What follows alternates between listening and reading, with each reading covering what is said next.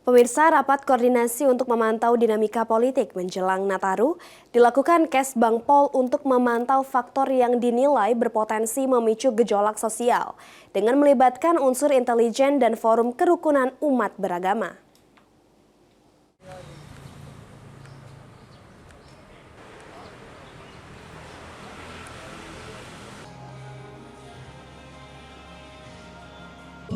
Rapat koordinasi pemantauan dinamika politik digelar Kesbangpol Palembang pada Selasa 9 Desember 2025.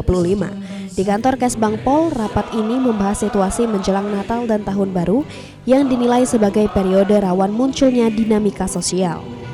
Kepala Badan Kesbangpol Palembang, Rudi Indawan mengatakan, perkembangan politik di Palembang masih stabil dan kondusif, ditandai dengan belum ditemukan potensi kerawanan.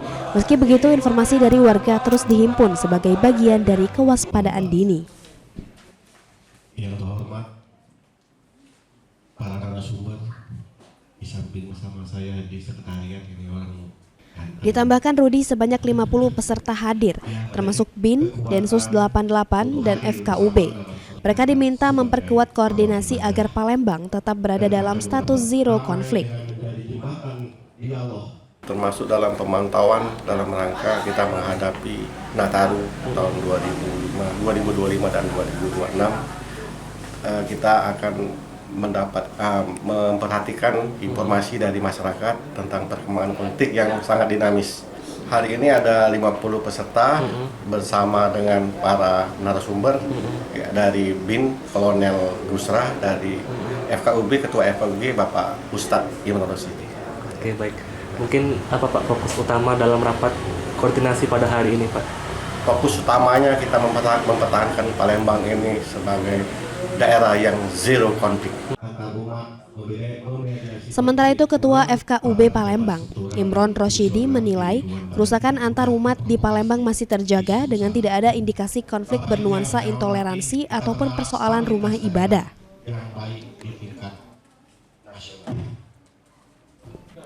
FKUB Palembang terus menjalin komunikasi dengan tokoh agama dan masyarakat untuk memastikan perayaan Nataru berjalan aman dan damai.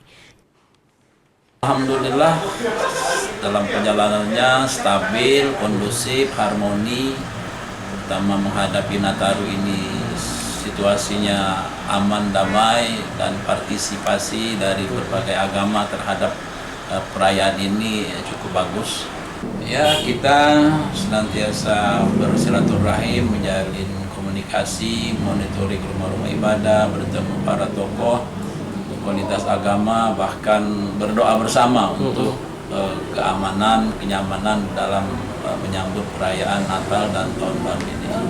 Kesbangpol Palembang beserta stakeholder berharap situasi kondusif ini tetap terjaga hingga akhir tahun. Hafidz Zainul, PAL TV.